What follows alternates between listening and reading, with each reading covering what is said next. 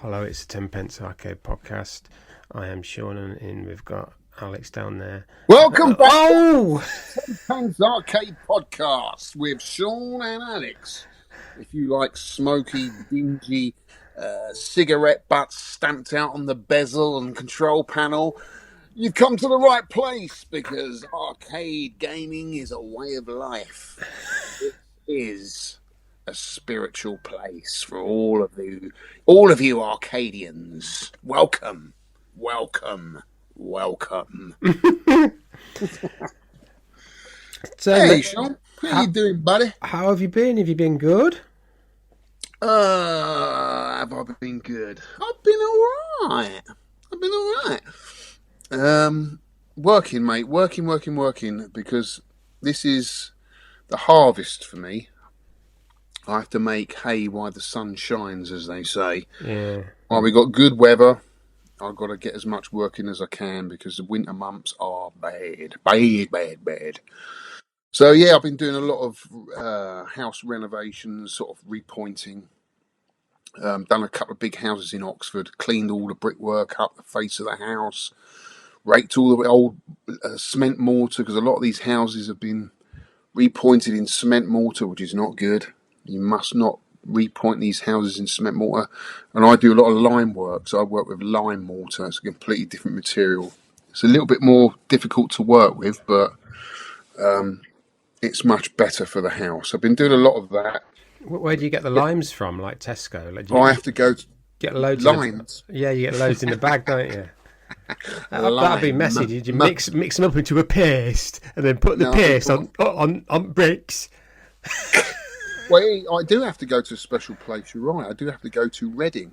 I have to go to Reading and pick up what's called an Eco-Rye. It's a special lime mortar that comes already mixed. It's dry. I have to add water to it. But if I go there, they have a selection. They have a template of different colours you can pick. So I send a template to the client. I say, what sort of colour do you want? Then I go there, buy a few bags, and that's what I repoint with. Now, I can make up my own lime mortar, but you basically just get a basic colour, which is normally quite a white colour, which doesn't always look great. So this stuff I pick up from Reading, it's an hour's drive, and it's a lot more expensive. It's almost £25 a bag, and that does probably a couple of square metres, if that. So it's quite expensive stuff, but it is good, and you get a consistent colour throughout the house. So, yeah, you didn't know that, did you? You don't put it in the house, though, do you? You're looking bemused. You don't in the house. No, on the outside of the house. On the house. On the outside of the house. Okay. You know brickwork, Shaun, don't you? It's on the outside of the house. Is it? So there's no limes from Tesco. No limes from Tesco, no. I mean, you can dangle them from your eyebrow. Yeah? On a string, limes. Yeah, or baked beans. I've dangled baked beans from my eyebrows before. Have you? Yeah, that's crazy. Oh, it pulls the birds, mate. They love it. Especially if they're Heinz baked beans with barbecue sauce. They just come up to you and go, why are you dangling beans from your eyebrow? Oh, well, it got you to talk to me, didn't it? You know, that's it's brilliant. A talking point. Anything like that's a talking point. Why didn't I try that back in the day? There you go, mate. There you go. So you've got some Space Firebird news here, mate. Oh yeah. Did I talk about this last month? I can't remember. It's a long time ago. Well, Mark did fix it, and I've got it back here, and I've been playing a lot of Space Firebird. I had two. So I've got two machines, two monitors, two PCBs, and all the gubbins that goes with each of those machines. But one of them's in a really bad state. So like the white tabletop is one of them is rotten. There's just no way you can salvage it. So that's going to have to just go in the bin. No one's going to want it. It's beyond repair. So I just thought I'd just try and make one really minty looking Space Firebird out of the two. So I've sent the metal casket to a shot blaster powder coater. He's had it for 3 weeks now. I think he's quite busy because I haven't heard from him for a while. But apparently when that's done, that will come back in the Nintendo brown colour. and then all I've got to do is assemble it all. And then the only other job I've got to do is take off the wood veneer. So you know the wood veneer around the edge of the cocktail top, that's all come away. So what you do is you get an iron, heat up the iron, run it on the veneer, and then get a paint scraper and scrape that off. And then you just add new veneer. You can buy 50mm thick veneer and then iron that on because it's got an adhesive back. You iron that on, trim it down, and then it looks like a brand new wooden cocktail top. So you're putting wood veneer back onto it? Yeah, I will be doing it. That's the only real job I've had to do, really. I mean, there's no way I could have fixed a board or monitor myself because it's not jammer. There's like loads of proprietary clips, connections on a Nintendo cocktail. And I know Mark had a lot of problems with it because each time you've got to test the board, you've got to take it out, put it all back in again, and there's like 10 different connections that go into a Nintendo PCB.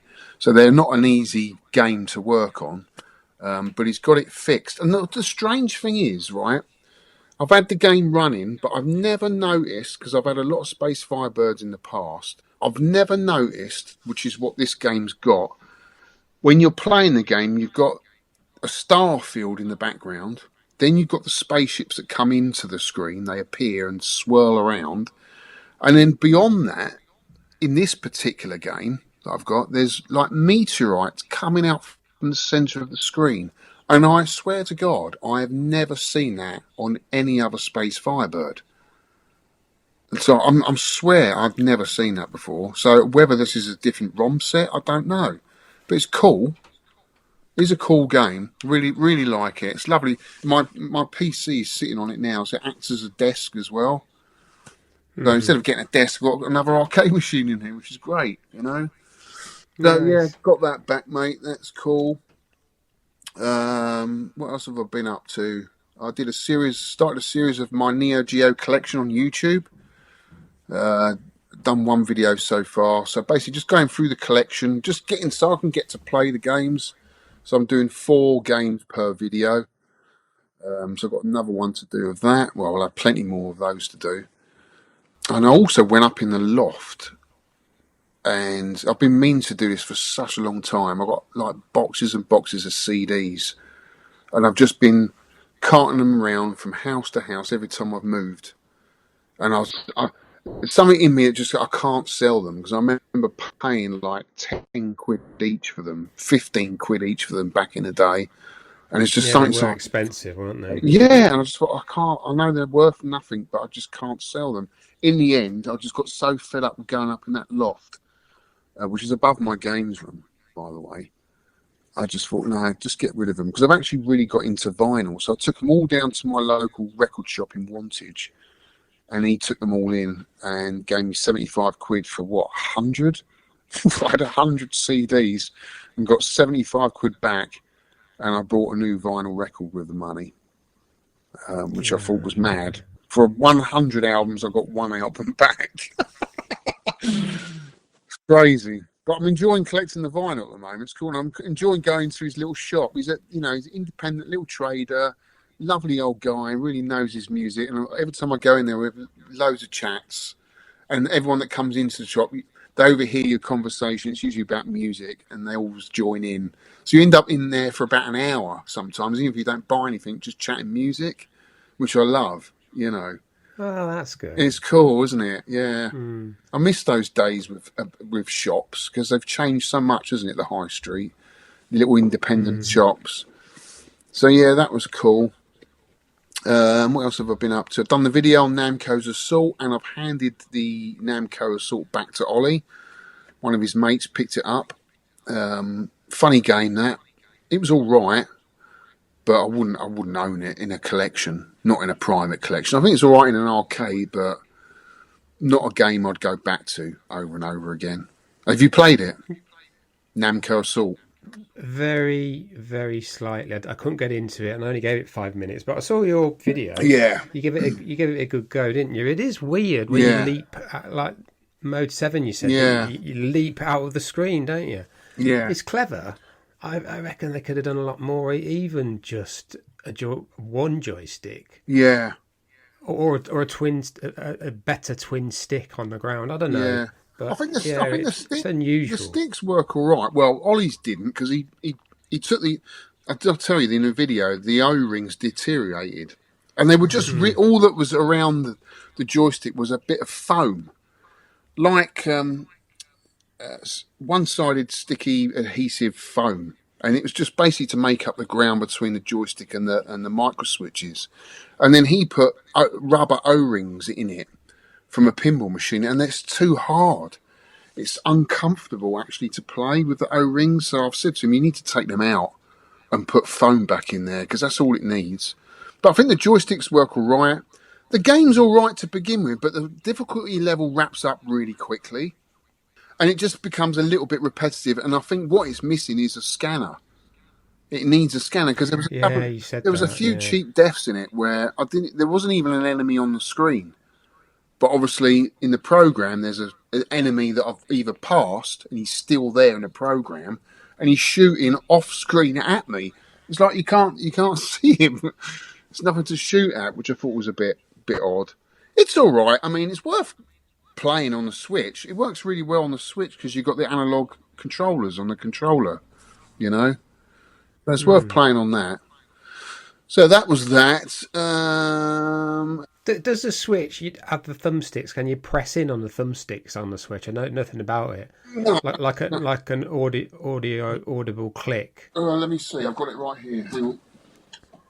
I've got an Xbox controller thing. Yeah, they for do. My gaming setup. That'd be good. Yeah.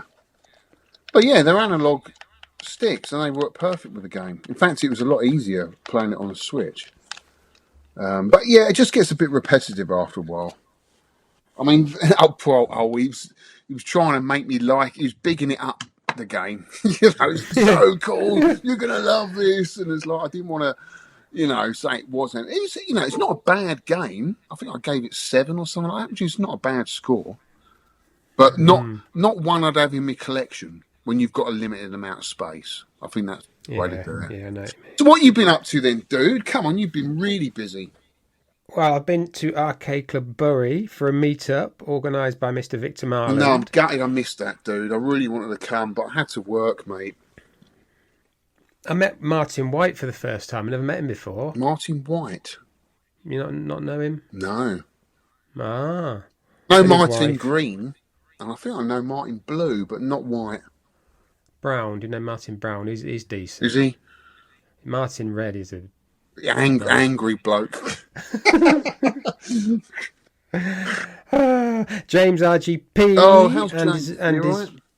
Yeah, he's good. Yeah, and friends Anita and Roger Cantor went. Roger's awesome. I haven't seen Rog for a bit. And Mark Happy Dude and Tronads. So we had quite a few people there. We met some more people there. Yeah, I really enjoyed Arcade Club. Yeah, it's nice. It's it's been 4 years since I left. Time goes by, mate, doesn't it? Would you believe it? 4 years in June since I left. You had hair then, didn't you? No. Oh. You were born without hair. You were born a Mekon.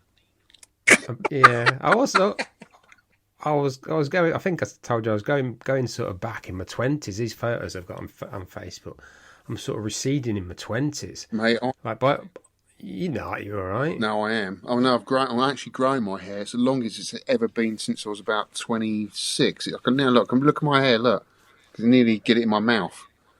Oh, so you're doing a comb over kind of thing? I will do, yeah. Yeah. Should get a picture of that. Yeah. Get a nice comb over going. It'll suit you. Yeah, it's all right. I mean, I'm receding. I've got a little bit of thinning out on top, like I think every bloke does in their 50s.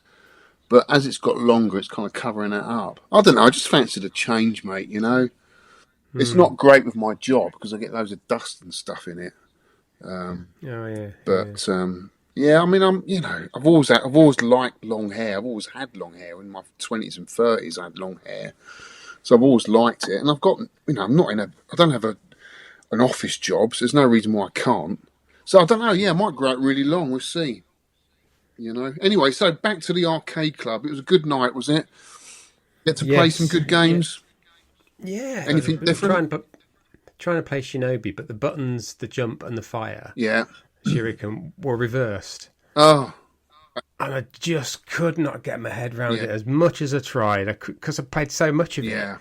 So I just kept firing and shooting in What the was wrong that in place. one of the electrical in Goliaths?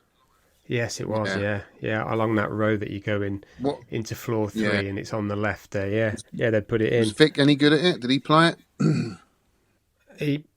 No, I don't think he played it much at all. No. What about Roger? Yeah, I think he might have played a bit. Yeah. I know Happy Dude and Tronad's played a bit. It's just Vic did play. He did, didn't he? He did play, yeah, because he got sweary with it. Yeah. Did he? I know Roger sent me a picture of Wacko, the arcade game. Did you play that? No, it wasn't working, but I did play it in America at the Galloping Ghost. Right. I can't even remember what it was, because there's a Cosmic Cruiser. Yeah. They're all on the same hardware. There's a Domino Man. Mm. What else is on that hardware that looks strange? There's a... Who's it by? Bally Midway. Oh, right. Yeah. Chicken Shift? On that... Yeah, it could be, yeah. On that kind of hardware where it's sort of 512 res, the really, really, really high resolution. Mid-res. Yeah. The most famous one is Tapper, I think, on that hardware.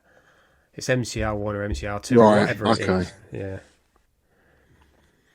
Yeah, so Vic, he's got... I'm just looking at his Substack. I told you last month. Yeah. Didn't I? I haven't been on there. I have to apologise, Vic. I haven't been on them. I don't do a lot of social media these days, but I should just check that. What's he been up to?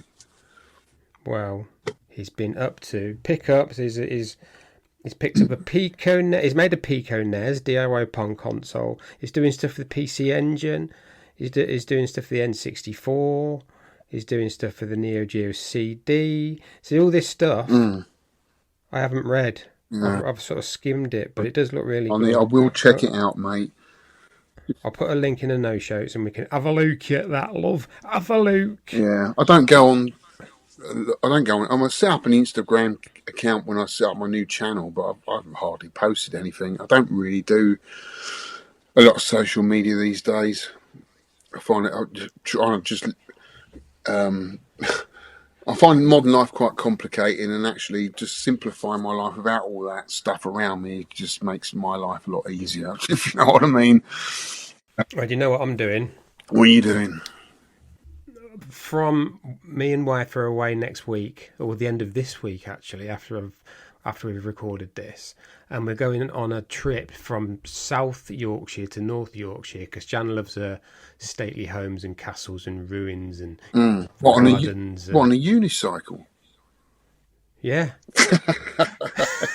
Forgot about that. Yeah, so we're going to go use our National Trust and English Heritage cards up because we haven't used them because Jan's mum's been ill. Uh-oh. So Jan's been looking after her mum and she's better now. So we're going to use them. We're going to go up and down the country. Fountains Abbey, that's a good one. Yeah, we're going to go up and down the Yorkshire Dales. Peninsula. Dales, not a peninsula at all, is it? Yeah, up and down there. But I've set myself a challenge. Yeah.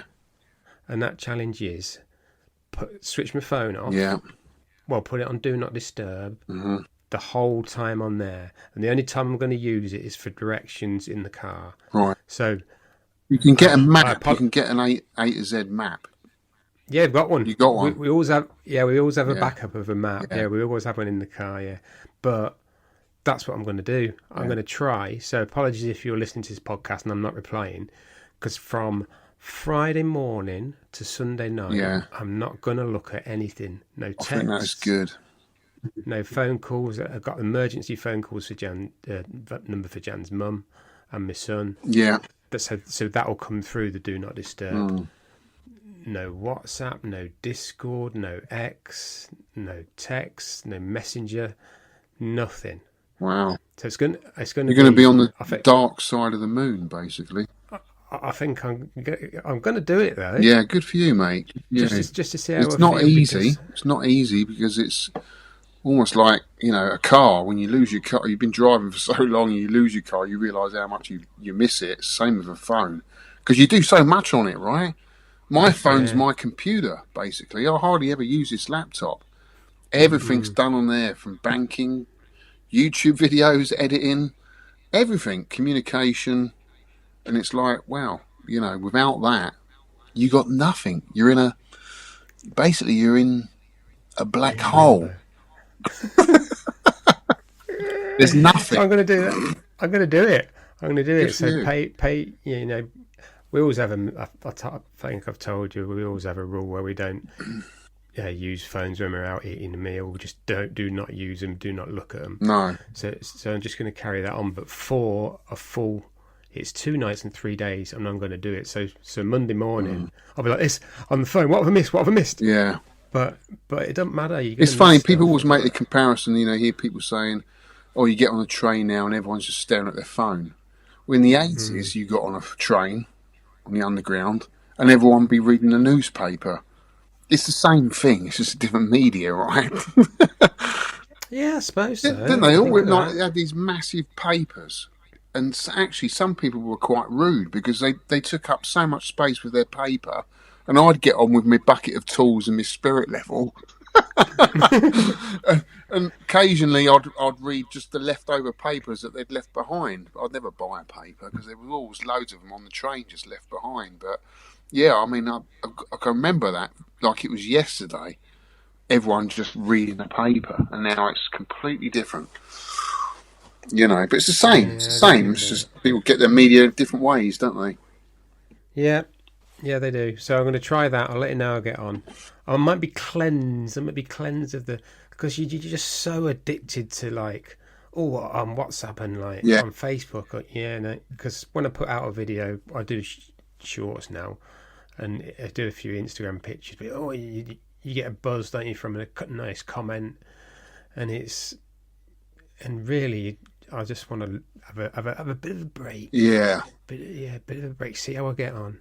I like YouTube now for the interaction, really, more than anything. If people are interacting me in the comments, that's what I enjoy about it. I do enjoy doing the videos, but it does take up a lot of time sometimes, and I haven't always got the time. So I don't do as much as I used to, but I still enjoy it, and I probably will carry on doing it. No plans to stop, but it's the interaction that I like. Especially when you put a weird game up like Atari's Assault, Namco's Assault, you think, who's going to like this? But, there was a good 900 people that watched the video, so that's pretty cool. And a lot of people commented on it, which was nice. That's the thing. A lot of people had never heard of it, which is always cool. Do you know what I mean? Yes. Right, Game Room Picks. Ian Cullen sent one in. Oh yeah, old Ian. He's got a bit. He's put a score in, and if you can you see that picture? I can, yeah. Let me zoom in a bit on mine. Now, what I noticed about that picture, because I've been having a discussion about getting a pinball, Shaun, and I said to a lot of people, if I get a normal size pinball, I'm going to have to sacrifice a cabinet. And one bloke, who was it who said? I think it was Kurt said, why don't you get a Revenge of Mars? Because they're a lot shorter. But looking at Ian's picture, doesn't seem to be that much in it. Unless he's moved it forward, level the front there. Because I thought they were a lot shorter. They're like a cabaret version of a normal pinball. I don't remember them being that. When I've played them, I think they're sort of normal size. Are they? I think so. Okay. But yeah, that is a cool setup. So he's got two Leisure 2000s. Jammer cabs with a horizontal and vertical setup, some nice little Pac-Man stalls. He's got a Star Trek pinball and a Revenge of Mars in that picture, which is nice. Yeah, I asked him what he had running in them Leisure 2000s because they're off, and he said in one he's got a Pi to Jammer thingy software on a Pi 3, which is what Vic did. Yeah. That's what a while ago. So he's got that, and on the other one, on the horizontal one, it's a Raspberry Pi Jammer board running EVERCADE software. I'm not familiar with that one. I've heard of it. Really. No. On a Pi 5. So he's got a decent setup there. Yeah. Nice little room. Cool setup, Ian. Love that, dude. Really cool. That's all you need, really, isn't it? Horizontal, vertical, couple of pins. I see he's got a CRT there as well. So he's obviously underneath that. He's got some retro consoles, I would imagine. So he's got everything, hasn't he? Yeah. Very cool. Podcast pickups. Podcast pickups. I've got nothing. Nothing? Got nothing, mate. All I've got is memories and dreams. You must have picked up some rubbish or something off the floor. I did pick up some rubbish. Well, there you go. Stick it in the podcast pickups. Well, I've got loads, as always, because I can't stop myself. As I said, go for it. As I said earlier, I've traded in all my CDs, and I got £75 credit in. What's the name of the shop? Hang on, I've got it here. It's called Play It Again. Vinyl records, CD, and retro. It is in Wantage, guys. If you're ever near Wantage, which is the birth of King Alfred the Great, did you know? Wantage. There's a big statue of King Alfred the Great in the square, which is really nice. Lots of history in Wantage, and it's a lovely little record shop. So I traded in all my CDs, got £75 credit. What did I buy? Well, I brought an album that probably soundtrack for me of the early 90s. I love this record. And I still play it today so much. It's every song there is just an absolute belter. It is U2 Uktum Baby. It's probably my favourite U2 record. It's just I remember when it came out. It was just I was in France. I was what was I doing in France? I was just sort of hitchhiking around. I had a bag. I don't know. I can't even remember the bag. But I literally had nowhere to stay. I think I slept in Gardinal train station one night on the floor. I remember waking up to the smell of croissants and just hearing that record everywhere I went in Paris, because I was just travelling around. I went to visit Jim Morrison's grave in Paris. I was on that Jim Morrison vibe, just sort of bumming around, really, like you do in your 20s. So that song for me brings back lots of memories of that year. It's such a cool record. It wasn't a cheap one, because at that time when that record came out, CDs had just come out, so everyone was buying CDs and less vinyl. So Uktum Baby is quite rare to find on vinyl, the original one. So I got that. Van Halen, Women and Children First. I love that record, one of my favourite Van Halen records. The Smiths, Hatful of Hollow. What a tune. What a record. Just love the Smiths. Really, really cool. And he had The Jam playing in the shop, and he played an album. I'm not a huge fan of The Jam, to be honest with you. Bit before my time, my brother's era, really. But I was listening to it, and the bass came across. Now, I play bass, Shaun, so anything that's got a kind of a bass inspired record, I'm all over it. And I just liked the way it was being played, and I just thought I'd get it. So it's called Jam Setting Suns. Really cool album, actually. So yeah, that's what I picked up with my CD trading. I also picked up a PCB. So I picked up for £80 an original Data East game called Breakthrough. Have you heard of this, Shaun? We talked about that, didn't we? Is that the horizontal scrolling? Yeah, well, I picked up the NES game last month, and then in between now and then, I picked up the PCB because Bonehead was selling it for £80. I thought £80, you can't go wrong. It's all working. Yeah, it's like a horizontal shooter, but you're in a futuristic car going across the desert, just shooting people down, doing jumps, a bit like Mad Maxy kind of style, and I thought it was cool. I haven't played it yet. Could be a future game, that? Yeah, I think so. It could be. So, yeah, I reckon. Another unusual game. And I picked up Space Marines 2. We don't really do modern stuff, but this is what I do. I want listeners to know what other games I'm playing, but it is modern stuff. Because I do have a PS5, and I do like playing modern games. Just when I just want to chill and just what's the word? Mong out. If you know what I mean. I don't want to anything taxing for the mind. Yeah. I just want to Yeah. like an easy film or an easy game. And Space Marines 2 on the PS5 is just one of those games where you're just shooting aliens, and it's just one of those games you can play. And I finished it in 10 hours and thoroughly enjoyed it. It didn't overstay its welcome. Really good game. And now I've started Elden Ring, which is awesome. I mean, it's proper Dungeons and Dragons, very Japanesey in terms of creature design. I mean, the Japanese are so good at designing the weird and wonderful creatures. If you're into Dungeons and Dragons and you ever look through the monster manual back in the day, which I used to love looking through, this is like that. And it's the monster manual of D&D. Every creature's in there. It's crazy, and it looks beautiful and plays amazing. So I'm enjoying that at the moment. And the real biggie of my podcast pickups is, I don't like saying Grail, but it is kind of. I've been after this game for such a long time. You will know this, Shaun. I picked up Atari Food Fight. Cocktail? Cocktail? No, Upright. No. Did you? All right. Yeah. I thought I heard you were going to get a cocktail. No. Someone offered me. Harry Bolt had a cocktail. But it was not a cocktail that interested me. Now, I haven't actually brought this. This is actually on loan to me from a friend of mine, Paul. He said, look, you don't have to pay now. You can have it on loan if you like it. Pay me when you get the money, or give it back if you get bored of it. And he's such a lovely guy. He's such a nice guy to even consider doing that, because he knows how much I've been after it. It doesn't work. I've got to send the PCB off to get fixed. But, oh, my God, Shaun, it looks amazing. Do you remember when we did that arcade walk round of Arcade Club?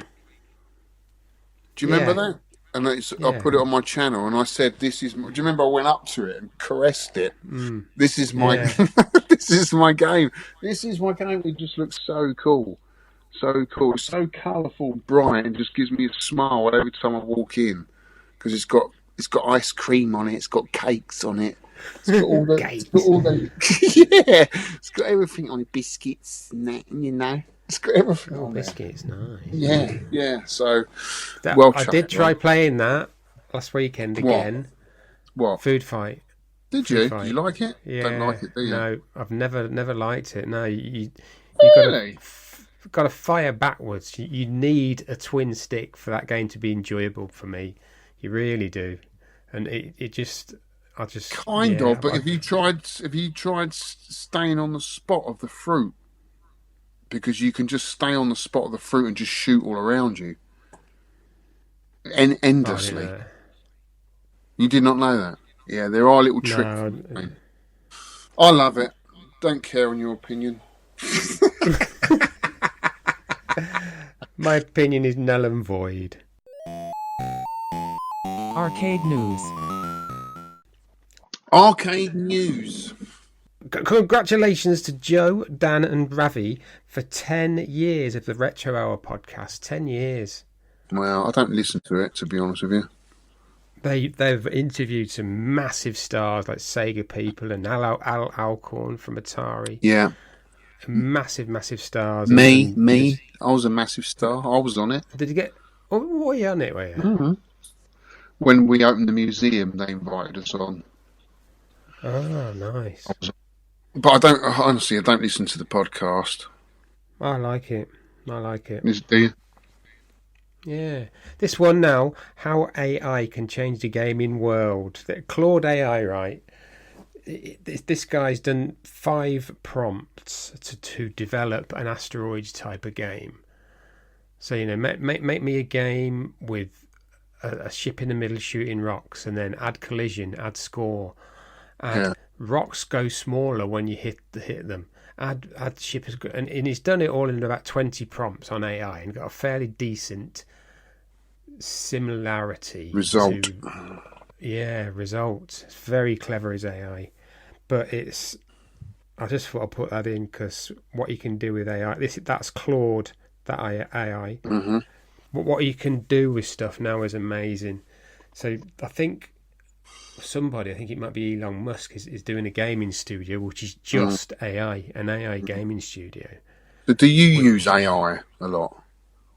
I did for a bit. I have done for bits at work, and I do use it for bits for this podcast because I get like a big chunk of data, like say on Shinobi or whatever we did, like Jump Coaster, and like I get a big chunk of data, and ask Grok to summarize it. Grok? Like, Who's Grok? Grok is the AI from X. It's the Elon Musk one, so it's a bit more. You have to pay for that. I'm a subscriber on X because you can use more than 280 characters or something. So when I do my show notes, I can get all the show notes on the same screen. So basically for that, but you also get Grok as well, and sort of like a semi-premium version. But I've used it for work for sorting out like huge, massive lists and finding similarities in these lists, and then saying, list 7, I think I said before. I've used it for that kind of thing. But this is good for, what did I use it before?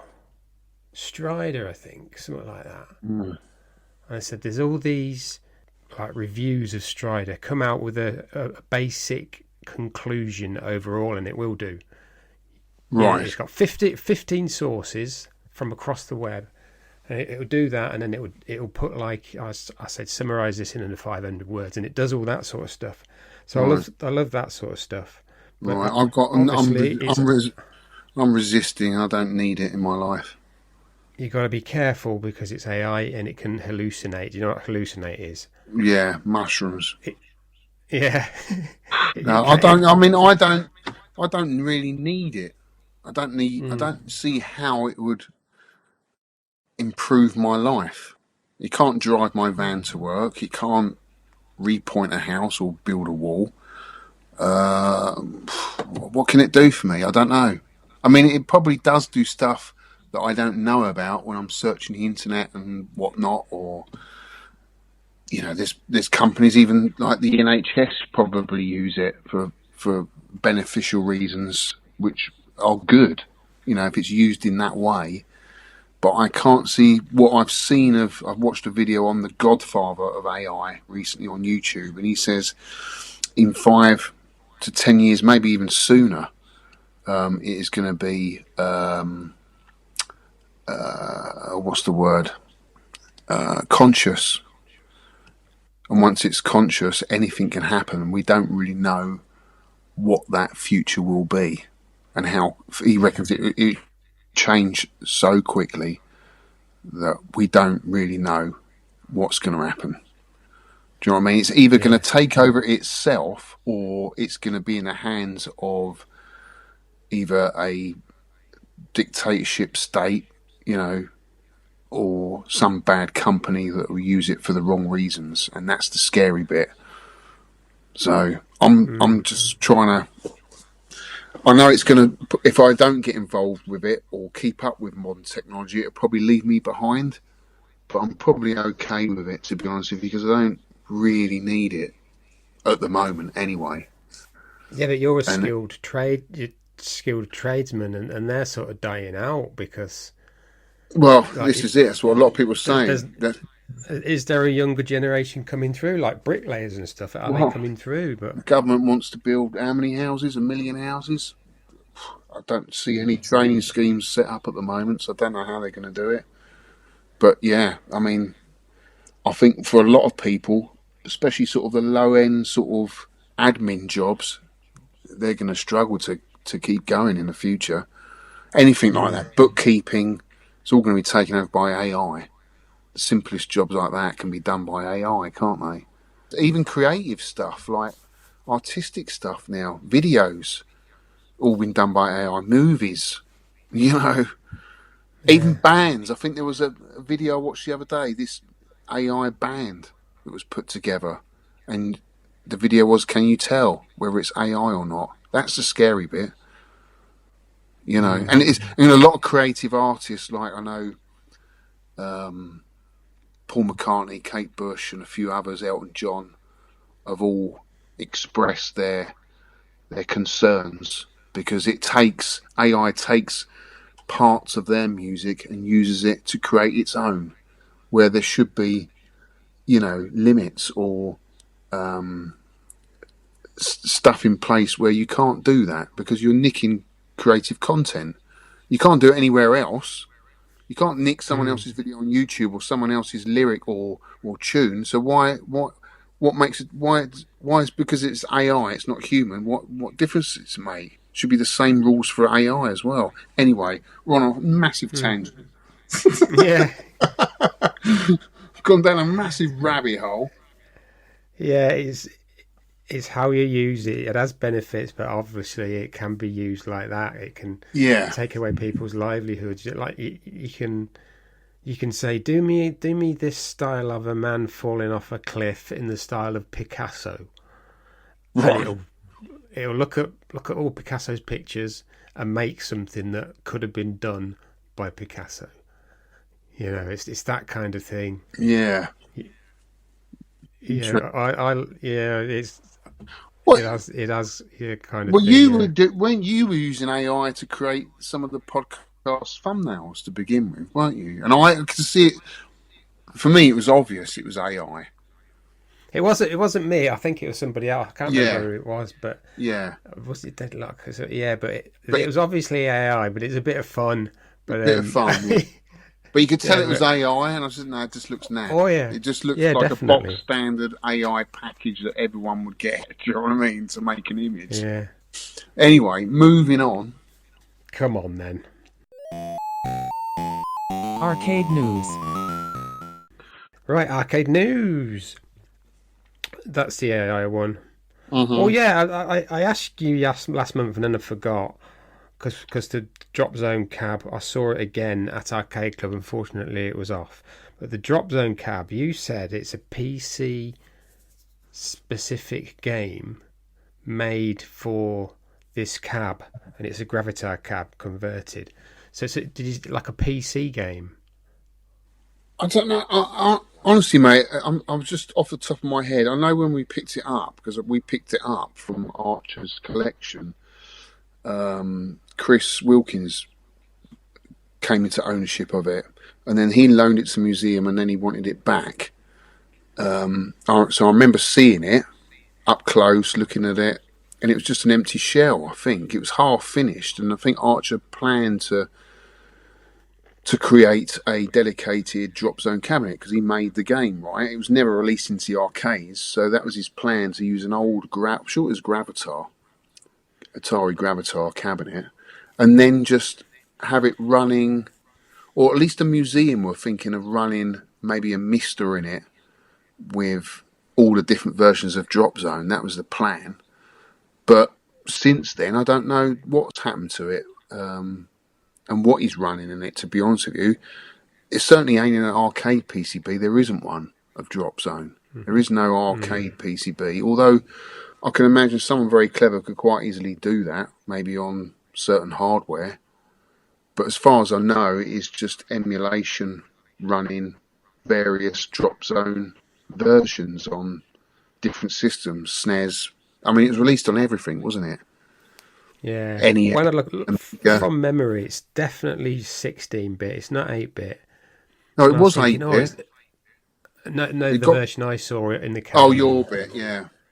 Yeah, so I thought it could be the SNES version, but no, I recognise the SNES version, and it's not that. So it could have been a standalone build. Yeah, it could have been like an actual game written. I played it on the SNES the first time I played, and it plays really well on the SNES. It's a really good game. I mean, it plays just like Defender, but it's got a little bit more depth to it. So there's kind of like end-of-level bosses and stuff, isn't there? Yeah. With a defeat.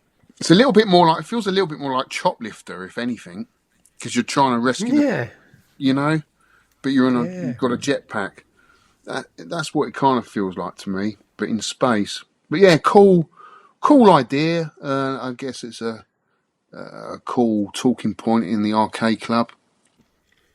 Oh, Retro Russ. Hello, Shaun. Arcade news for the next podcast. On July the 4th to 6th, I'll be in the second Danish con-off at the Shed Arcade. I put a link in there. And he actually came. I said, you're going to Denmark, you back to play Donkey Kong, you mad bugger. Good luck, my image maestro friend, because he does all our images. Yeah. And then he ended up, it was his birthday, he's 50, and he's got... Happy birthday, Ross.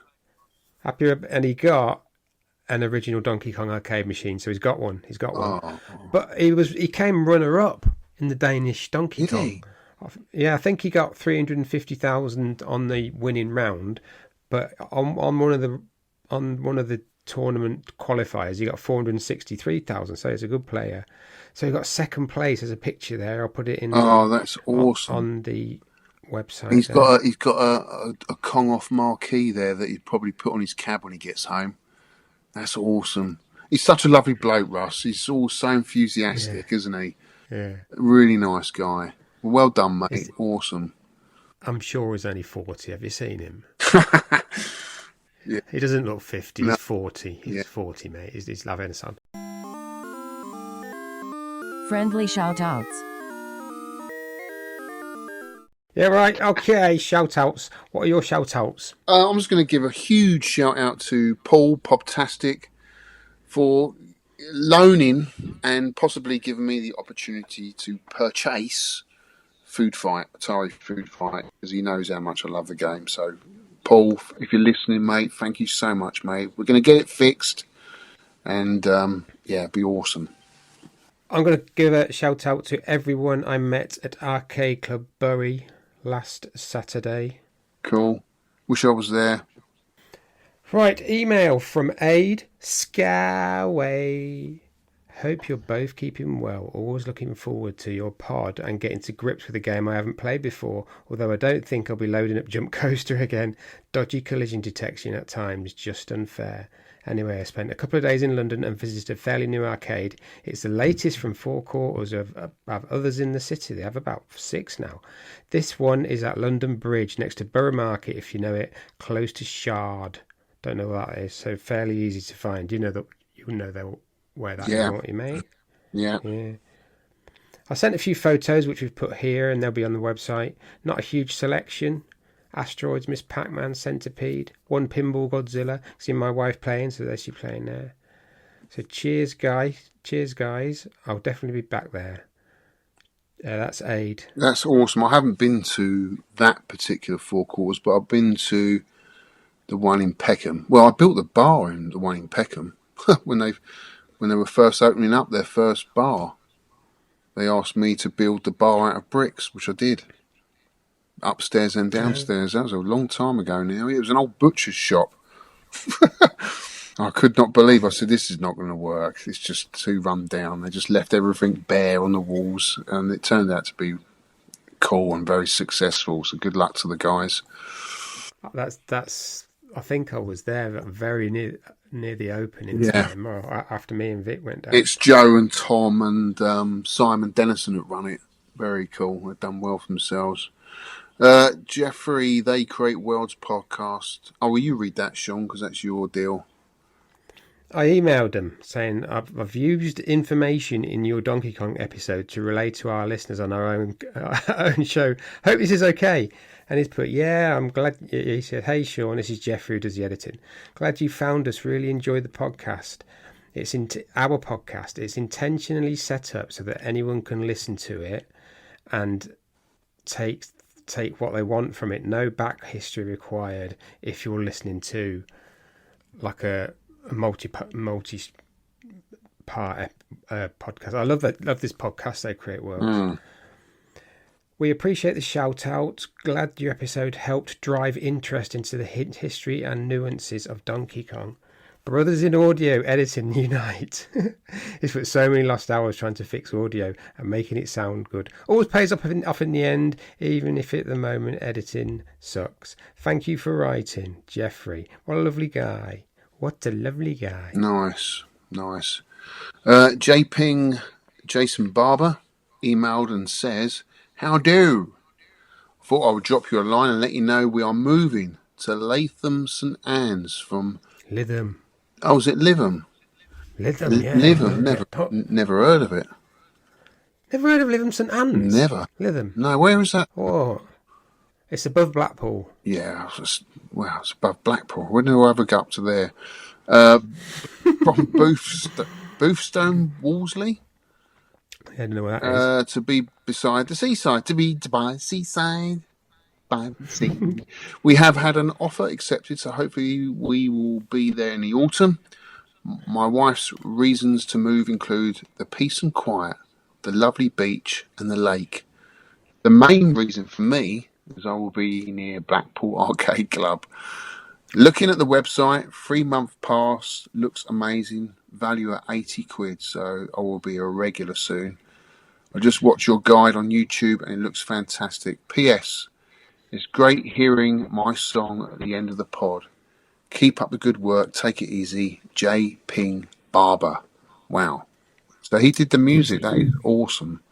He did. He's done a techno version as well. I might play that in the end. No.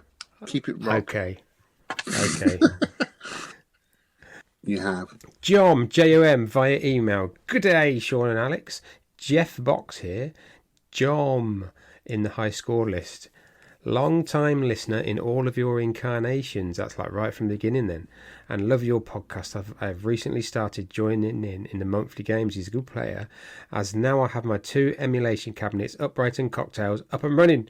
I'm from Melbourne, Australia. Unfortunately, the arcade scene here is fairly non-existent. A couple of barcades, some pins and some machines in pizza places, etc. And an arcade with 100 machines in the city, but that's about it. The biggest arcade in Australia was in Brisbane, the One Up Arcade, but that has just recently closed, which is sad. It was a great place. Yeah, I am the same age as you guys and remember very fondly the height of the arcade boom in the 80s and early 90s. So much nostalgia for that time. Just wanted to thank you both for your podcast and keeping it fun, competitive and alive as well. What an awesome online community you have created. Well, haven't we? We have. Yeah. That's us. And Vic as well. Yeah. There are always some amazing scores to aspire to each month. Yeah, I think we should ban them top 3 players. They're too good. And I love the variety of games you consider, from the obscure to the classic. Great stuff. Thanks so much again, and looking forward to being involved in next games going forward. Jeff, John, J-O-M, nice one. Thank you, mate. Yeah. I'll be interested to know if you were brought up in Brisbane then, John, whether you had what the arcade scene was like in the 80s. That'd be interesting. It's a shame you haven't got much there now, but we'd very much like to know what it was like growing up in Australia in the 80s. Next, we have Tim, UKVAC. Damn, I'm very behind on the 10 pences for the first time in many years. Forgive my arcade lords. We're lords, Shaun. Of course we are. Lords of the arcade world. We're in the realm of the arcades, and we are lords. Yes, we are. Yes, we are indeed. This is from my YouTube channel. Robert Caterpillar. No, Catilia, 67. He's not a caterpillar. He could be. Do you reckon he's like a caterpillar? Hairy one. He's got loads of arms. He could play them rhythm games, couldn't he? Yeah, be good at speed. Yeah, he will be. Thanks to you and Shaun for both posting episodes to your channels. Yeah, YouTube channels, he means. Yeah. Game on. Lee, aka the Retro Chef, a man of creating beautiful and delicious cakes of herbs and spices from India. He says, I'm enjoying this. A thumbs up and a big ball of fire. Nice one. Do you want to read these ones? These are from your channel, from Al's Arcade YouTube channel. Yeah, Arcade Cabin Bud. Thanks for the podcast, guys. David, Retro Games Played Badly, keeping me at work. Regarding Breakthrough, there was a specky conversion. Okay. As I recall, it was pretty good. 1983 was the year I bought my first single, Billy Joel, Uptown Girl. Oh, that was a great video. He ended up going out with a girl out of that. Wasn't she, what was her name? Can't remember her name now. It was a model. Christy, yeah. Christy something. Blake? No. That's my Ellington. Is it Ellington? Yeah, I know what you mean. Christie. We'll find it. We'll Yeah, put it in the show notes. I've never played Shinobi. If I get a chance, I will give it some time. Great podcast thingy, chaps. And then we've got Peter, R1 Chard. Great episode, chaps. The Warlock of Firetop Mountain was a classic. It was the only one of the series I played. Or read, really. You read and played it, I guess, didn't you? But I had it all mapped out as you do. Even did it in reverse, starting from the back to work out the best route.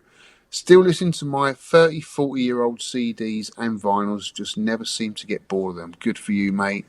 And then last one, we've got Kevin McCartney, 4906. Another great episode, mates.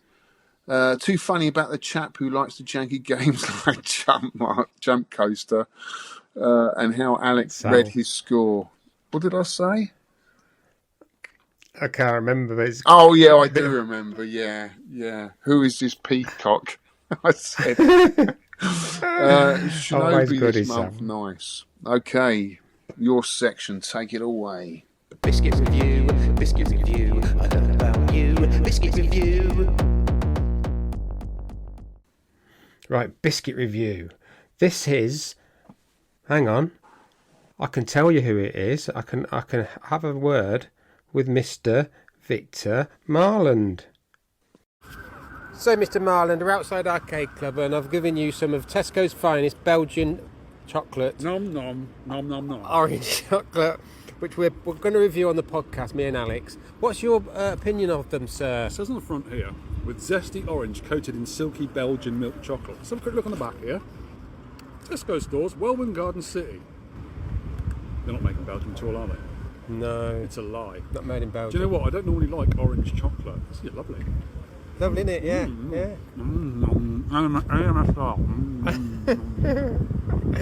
Thank you very much for your input, sir. Play this on the podcast, thank you, darling. Oh, that's a big thumbs up from Vic then. He liked them. Yeah, he did, yeah. But they're not Belgium. They're made in Welwyn Garden City. What a con. What a con. But they are really nice. These ones are keepers. Me and wife have got them a couple of times now. Just a simple biscuit, like with a very nice crunchy centre and an orangey chocolatey coating. Nice. No, I love them. I love them. Yeah, I'd like them because I like orange chocolate.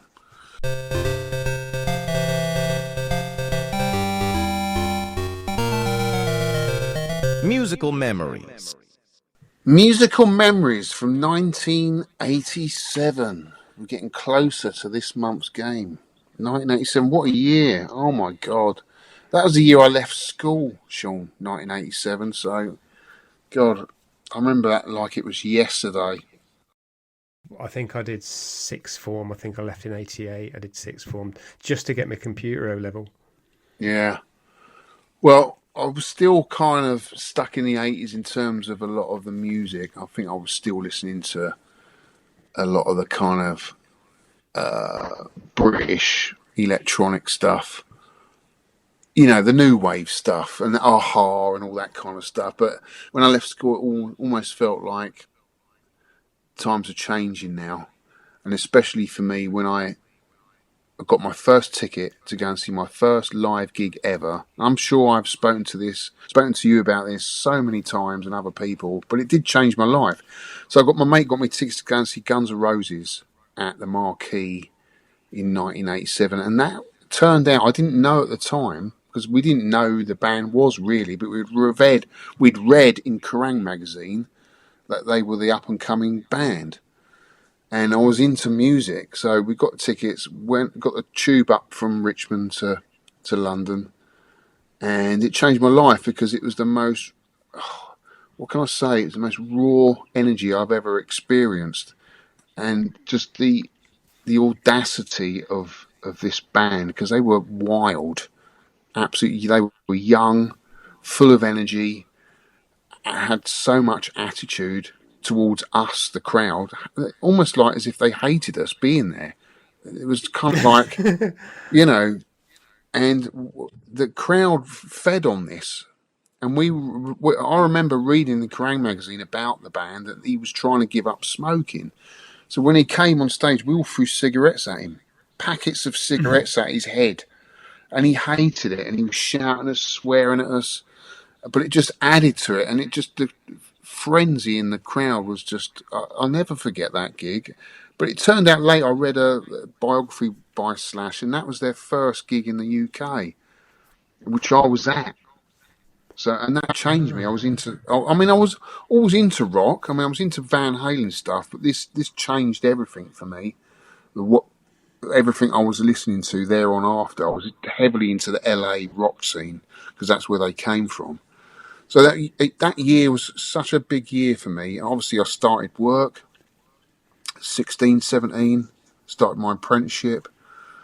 So yeah, it just started a whole musical journey into all sorts of stuff, from politics as well. Politics, I remember U2 released their album The Joshua Tree that year, and they were quite political at that time, U2. So I started getting into sort of politics, learning a bit about it through music.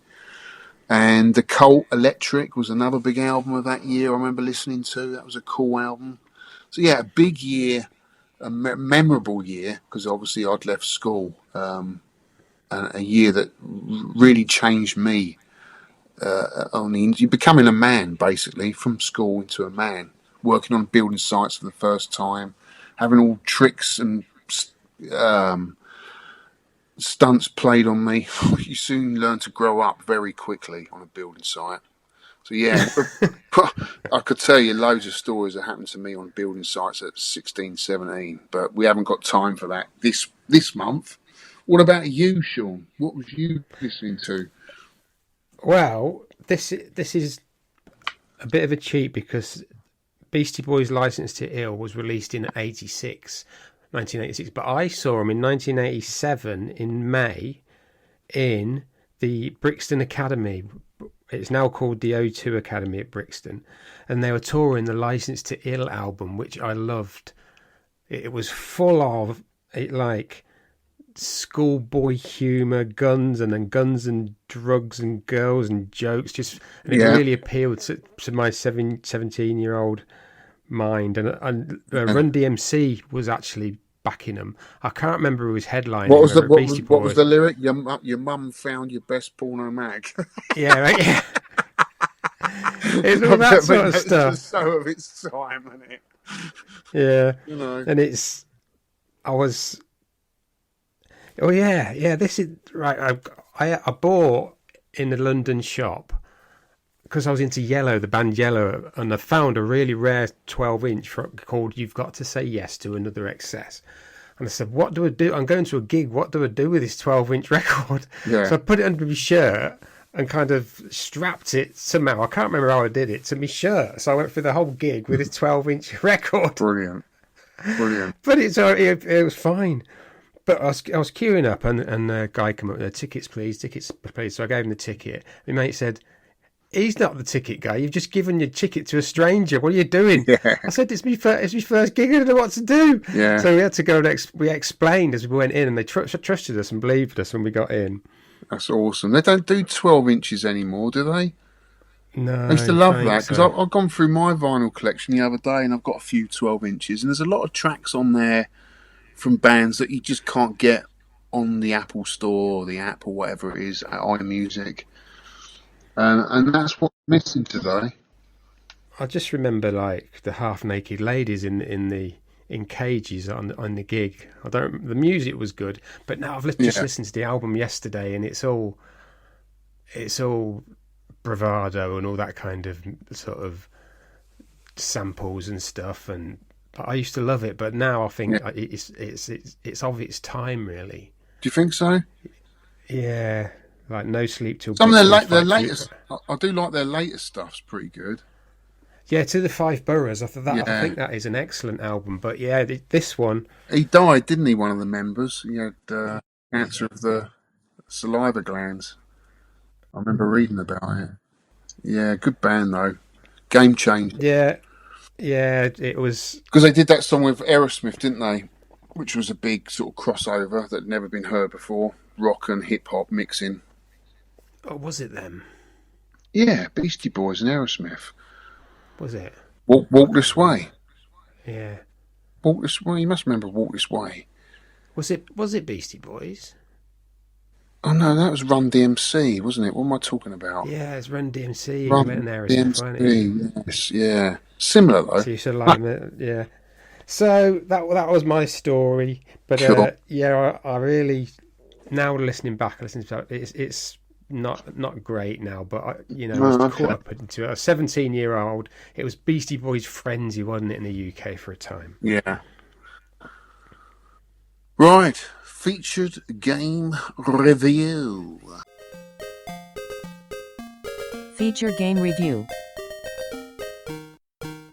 This is your pick, young man. It Young man, is. you're about a year younger than me, aren't you? So you're a young man. Well, tell us all about it. What the heck is it? What's it doing? And where's it going? And what's your opinion of it? Go. Good game is what it is. Right. That's it. No, it's Shinobi.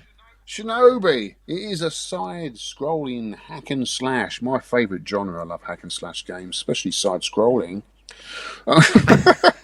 Putting funny faces here. Yeah, We need to do a video version of this, with all the funny 'cause faces. people don't get the characters I put on when I'm doing this podcast. It was produced by Sega. Originally released in the arcades on the Sega System 16 board in 1987. The player controls a ninja called Joe Mushy P? Joe Mushy. Mushy Peas. Joe Mushy Peas. Strange name for a ninja. Is he an American ninja? He must be, with a name Joe. To stop the Zed terrorist organization from kidnapping students of his clan. Yeah, so there we go. It's gameplay. 5 missions in the game are each 3 or 4 stages long, depending on which missions you're doing.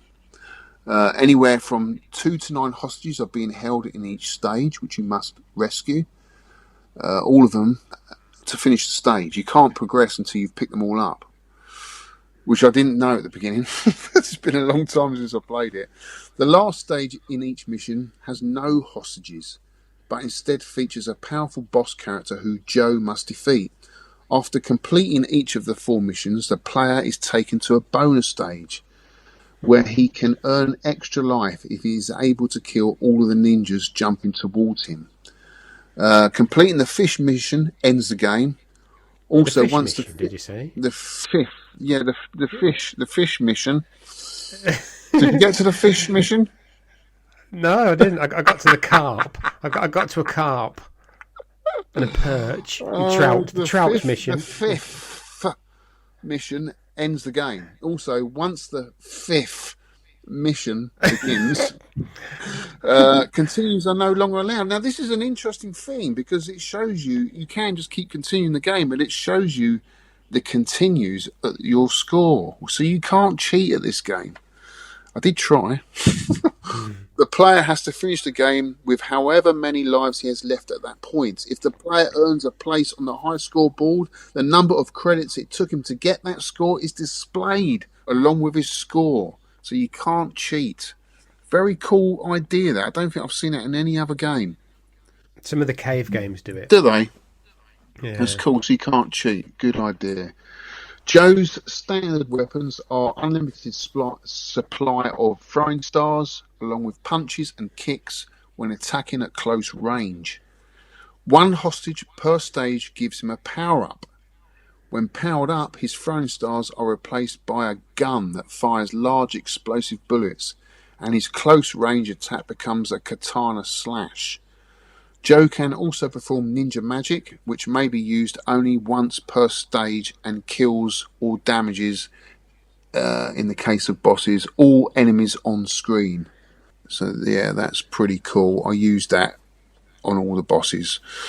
At the end of each stage, the player receives score bonuses based on the performance. Completing the stage without using the ninja magic earns the player a 5,000 point bonus, except during mission 5. And completing the stage without using throwing stars or bullets Just punches, kicks, sword slashes, or ninja magic earns the player 20,000 point bonus, including the final mission. The player has 3 minutes to complete each stage. I don't like that. Remaining time at the end of each stage is also converted into bonus points and added to the player's score.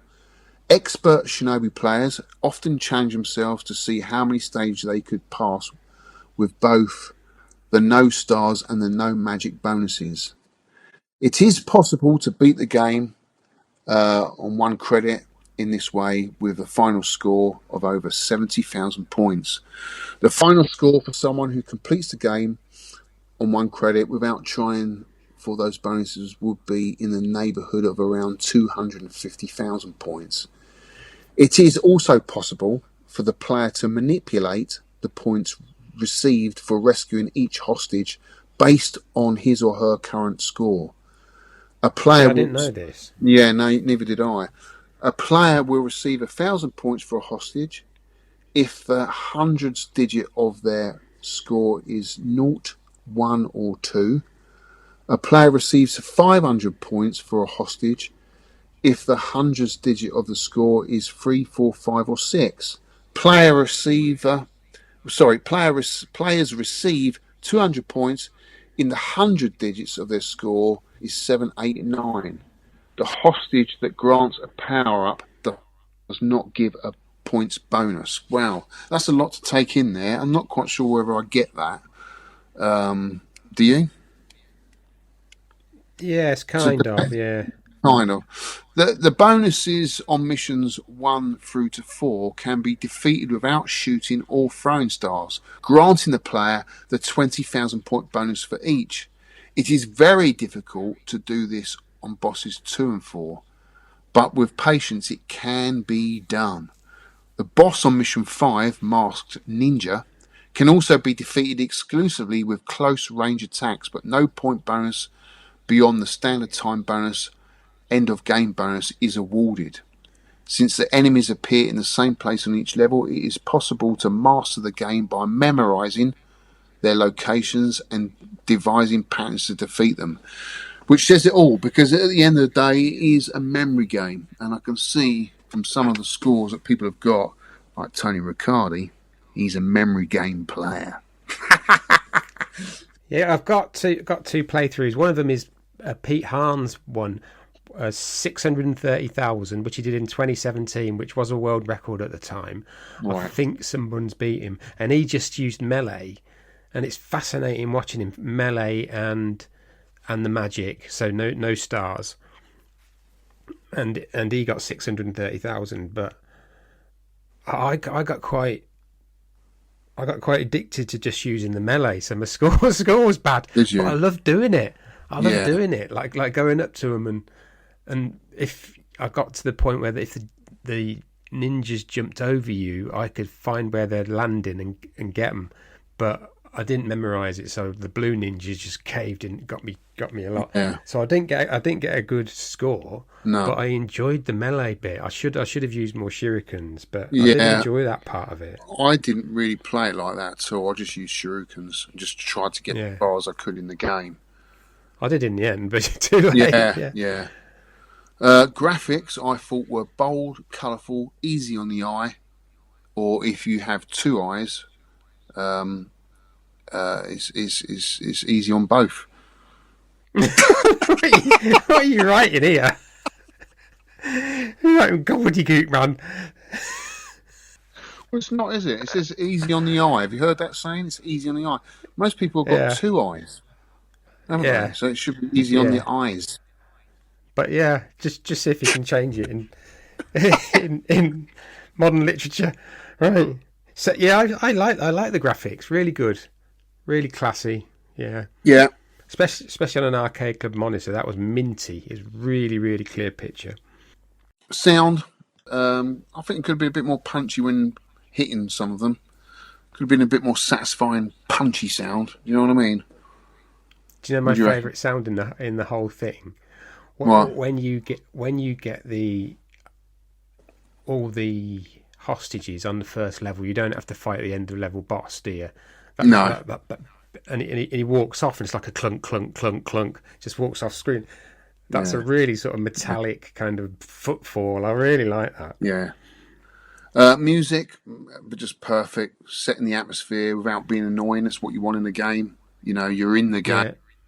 You want to concentrate on what you're doing. Last thing you want is some annoying background music just looping round and round. But yeah, it sets the atmosphere really well.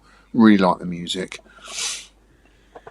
Ports and sequels. It's a bit of a mess. I found a Retronauts podcast that explains it, so I'll put a link in the no-shows.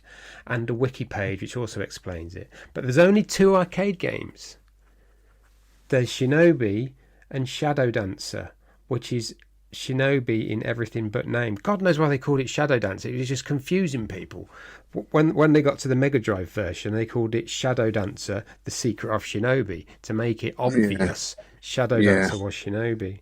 But oh god, it was released on everything. Mega Drive, Master System, Game Gear, Saturn, PS2, Game Boy Advance, 3DS. So there's some names here. The Revenge of Shinobi, Super Shinobi, Shadow Dancer, the Cyber Shinobi, the GG Shinobi, that's Game Gear, the GG Shinobi 2, Yeah. the Silent Fury, there's loads of them. Yeah. It was a successful game. It was a very successful game. There's a weird offshoot one called Nightshade in 2003. I don't know what that's about. And they're doing a reboot of it, and I've watched a video. It's called Shinobi Art of Vengeance, and they're saying it's August 25 for release, and I've seen a video of it, and it's, you know, these Steam games where it's a typical kind of cel-shaded platformer with like trails going behind the monsters and behind the characters and loads of bullets and explosions. Yeah. So it is, I suppose, the Shinobi characters there, but it could be anybody. Yeah. It's one of them, you know, where you it looks like you can do all the acrobatics and stuff, but yeah. Yeah, I think it's a cool game. I've got it on the Mega Drive. Love playing it on that. Love the sequel. I don't remember playing it much back in the day. I really don't. No, I didn't. But I've really enjoyed playing it for the podcast.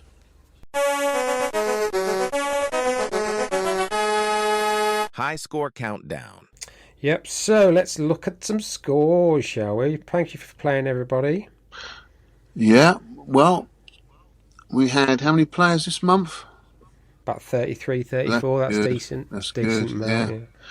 So, at the bottom is Snarcade, Darren Shell, 1 point with 19,650.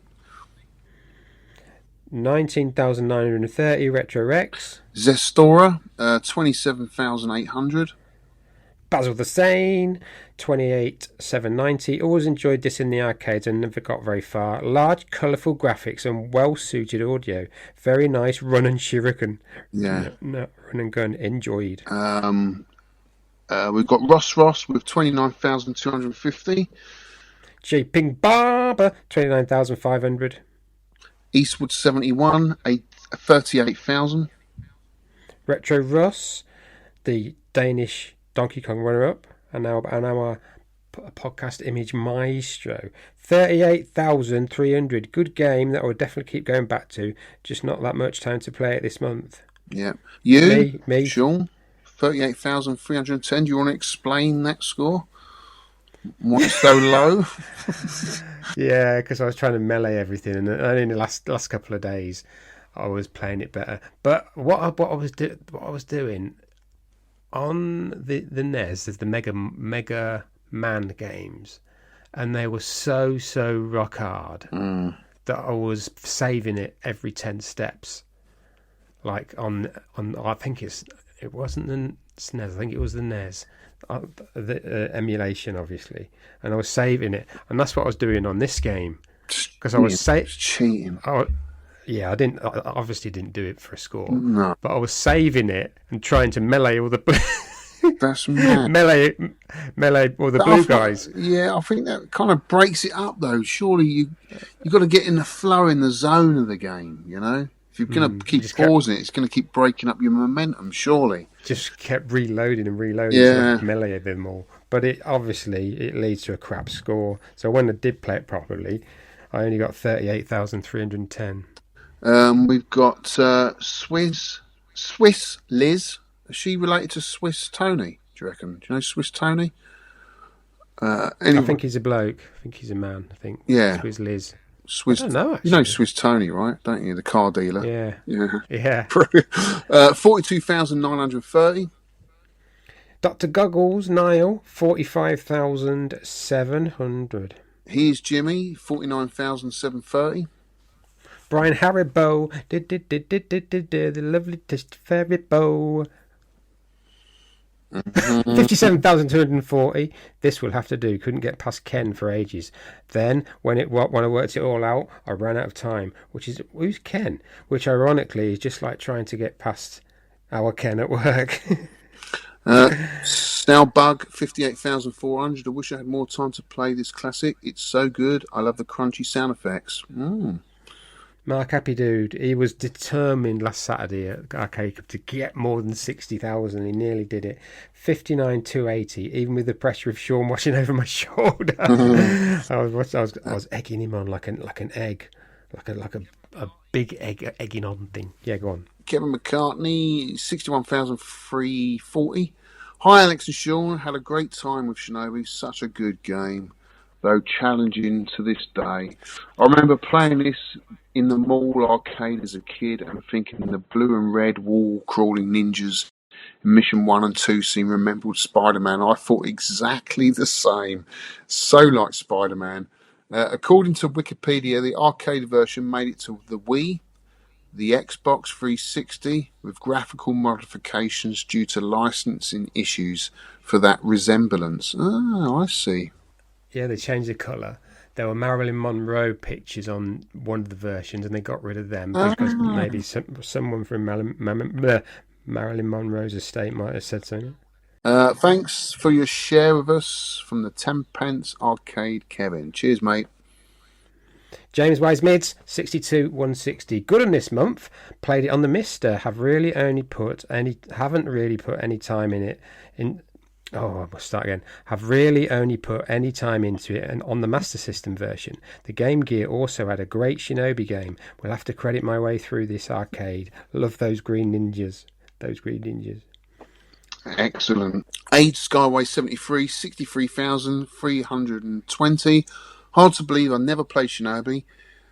Here scored around 40,000, and I said, I think we can say there's room for improvement to my score. Yeah, very surprised by your score there, Aid, this month.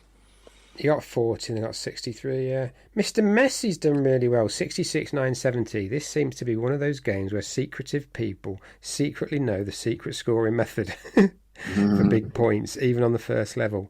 Did I work it out? No. I didn't work out them helicopters. No. No, I didn't. Did you? No. Did you? No. Paul McCaskey, 72,200. There's you, sir. 72,920. That's a good score, that. I'm disappointed at that score because I've got more since then, a lot more, but there you go. Yeah, it's a great game. I've got up into the 90,000s. Oh. Yeah. May Jacques, 1 point with 77,500. John, who we spoke to earlier, 77,950. Mark, What No Gravy, 78,340. Red 7, your mate, Yeah. 80,590. Good score, although I think he can do a lot better than that. Ian Cullen, 2 points with 87,170, and he says, having a good few games of this now. The way to a good score seems to be get the 20k bonus on the first level by not using any bullets.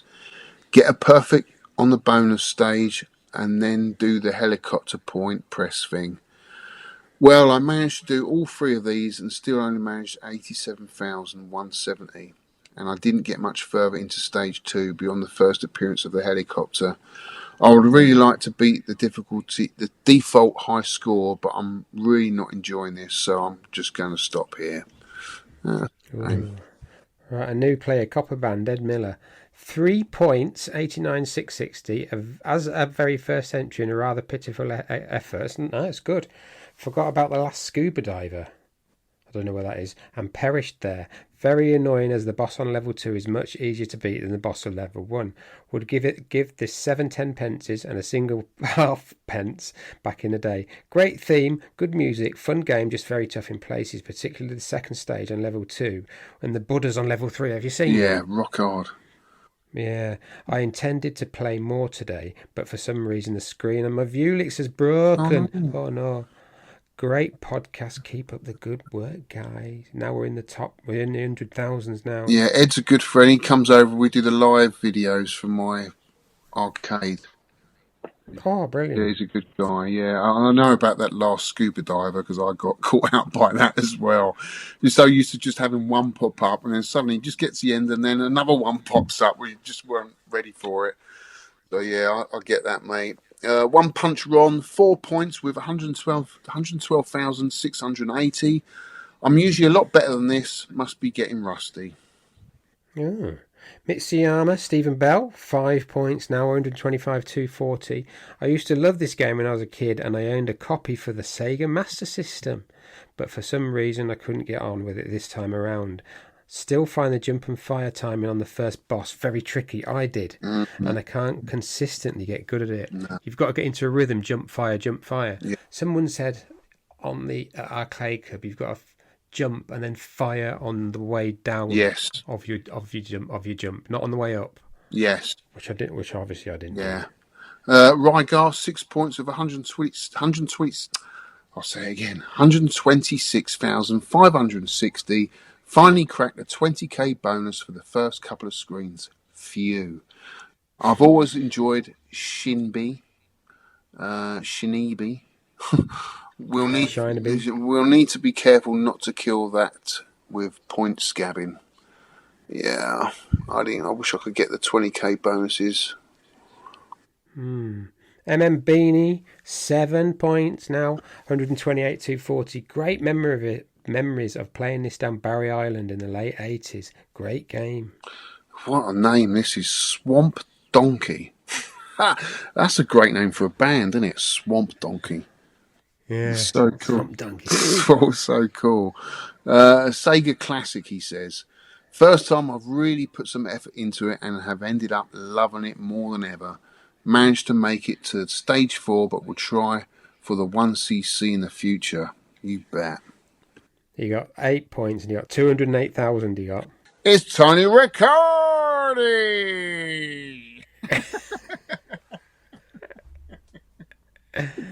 He gets 9 points, 208,000, 910. Hi, Shaun. Here's my Shinobi score. Cheers. Well, I knew he was going to get a good score because he loves these type of games. He's the Ghosts and Goblins champ in my mind. He's so cool. Yeah, it is similar. Well, kind of similar style game. Mr. Berserker is number 1 with 10 points, with double anybody else, 433,100. Well, I have broken one of my oldest PBs just now. My PB on Shinobi was 373k, set way back in July 1988 in an old cafe with 10p machines. He must keep all these on record somewhere. Today I scored 433,100. I'm in shock, as I never thought I would get close to that score. Well, thank you for playing, everyone. That is... Oh, yeah, I've got the league players as well. All this is on the website. So I've got the top league players thing. I'm number 7. Wow. Yeah, you're doing well, aren't you? Wow. So position, Mr. Berserker's number 1, 61 points. Rygar's 2 with 58. Aid Skyway's 45 with 3 points. Sorry, third. Beanie, 32 points. Mitsuyama, 26 points. He is Jimmy, 20 points. And then you're 7th, joint 7th with 18 points. That is cool. And you've got to go down to 11th for me with 14 points. So I'm getting an average of 2 points a game. Yeah. Rubbish, ain't it? So there's what is there? 18 players, or 30 odd players, because some of them have got 3 points. They're all in joint 18th. Right, mate. How many 10 pences would you give this Beyote? Oh, it's a cracking game, and I will be playing this until the universe stops expanding. Which is never. because it's constantly expanding. So I'm never going to stop playing this game. I loved it. I think I'll give it 9 of my hard-earned 10p's. 9 out of 10. Well, It's I'm awesome. going to give it 7. Even of how frustrating it was, I still kept coming back to it. But I stopped my melee stuff. But too late. I should have done the shuriken thing. But I do enjoy the melee part of it. I really do. So I got 38,000. Yeah, I really enjoyed playing that. Yeah. But frustrating. It is frustrating. Yeah, I think it's a little bit, for me, it's a little bit like, it plays a little bit like Rolling Thunder, which I quite like as well. Yeah, we're jumping up and down the levels. It does a bit, doesn't it? And a little bit like Rygar, so I can see why Tony Riccardi's quite good at it. It's got that kind of... I love Rygar. Yeah, so do I. Need to get back into that. We have done it. Yeah, I haven't played it for ages, but I was getting quite good scores on Rygar. Cracking game. Yeah, I think it's definitely a PCB I'd like to own, Shinobi. I think it's a really good game. The only reason why I haven't given it a 10 is because there's a Defender next to it, and I'm going to go and spend 10p in Defender before I go home. Oh, yeah. Yeah. Well done. Next show's game. Okay, next show's game. My pick. I thought we haven't done any Pac-Man games. We've done Oh, Pac-Man. God, where's the puke bucket? Where's the puke bucket? We've done Pac-Man. And we've Excuse done me, I've got a puke. Pac-Man. Miss Pac-Man Speed Up. So I thought, how about this one? Because we haven't done a maze game apart from Nivbla, which is not a maze game. It's a travesty. No, so we're going to play Junior Pac-Man, which have jumped in and out to over the years, but I'm going to try and get good at it now. What's the difference? So it's just the same thing, isn't it? No, it scrolls. Does It it? scrolls from left to right, yeah. So it's a Bally Midway game. It's a GCC game as well. So they created it. They created like quite a few. It's a 4-way stick, obviously. ROM is jrpacman, and then in brackets 11983. If you're on Raspberry Pi, there's a few choices, but that's the one. Lives 3, bonus life 10. On Final Burn Alpha on Raspberry Pi, just check your dips because it's set to 20. Right. Bonus life at 20 is only 1 life. Difficulty normal, that's the same across all the platforms that I've checked. Oh. So it's lives 3, bonus life 10,000, difficulty normal. These are all default apart from Final Burn Alpha on the Raspberry Pi where it says bonus life 20. Right, I think I've got. But you can. I think I've got it on there. I think I've got it on the bit kit. I think it's on there, so that'd be a good excuse to fire up on there. Soon as you set it up, as soon as you start the screen, it will tell you bonus at 10,000. Oh, will it? Soon as you credit it. So submit your score. Deadline for submitting your score, by the way, is Saturday, the 2nd of August. You've got a month, 5 p.m. UK time. So you can submit on Twitter, X, hashtag 10p score, 10p score, Sidekick app in the 10 pence club section, email biscuits@10pencearcade.com, facebook.com/10pencearcade as a comment, UKVAC, if you're on that, you can put it in the podcast feed. No submissions from consoles or computer compilations, as they may be different. They're quite often different. Or very, very slow or something. The exception to this rule is the EVERCADE systems, as they really do seem, as far as I know now, to use legit arcade ROMs. No continues allowed, obviously. So thank you for that, kids. Also, send us your pics of your pickups and your game room. Three pictures maximums as your game room, please. Yeah, your pickups and your game room. We'd love to see them. Yeah, and it doesn't have to be just arcade. It can be console games as well. Arcade related if you can. But yeah, we'd love to see your stuff and read it out on the podcast. Be very cool. Yeah, got some links here at the bottom so I can put them in. Yeah. Ours Arcade, Shaun's link tree, which is all my links. 10 Pence Arcade on Spotify. They're still there, actually. The 10 Pence Arcade 1 to 199 are still on Spotify. So I don't know how long that's going to last, because they must be on their servers, because the servers that we had have gone. Yeah. HostGator, they've gone. So they must be on their servers. Anyway, mate, thank you very much. It's been a pleasure. for podcasting with me. I've enjoyed it. I've enjoyed it no end now. It's been lovely. It's been very nice. Yeah. What are you going to do now? Are you going to go and play some games? Are you? What sort of games are you going to play now? You stick your teeth have come out your face. What are you doing, mate? Guys, I'm gonna. Arcadians, thank you so much for listening. It's been a real pleasure, as always. Thanks for all the comments. Make sure you put some comments in below on the YouTube channel or wherever you find us. We always love reading the stuff out. Obviously, pictures and all that kind of stuff's always welcome as well. And Shaun, it's always a pleasure, mate, to do this. Great fun, as always. It is. Thank you. And thank you, kids. Catch you next time. Cheers, guys.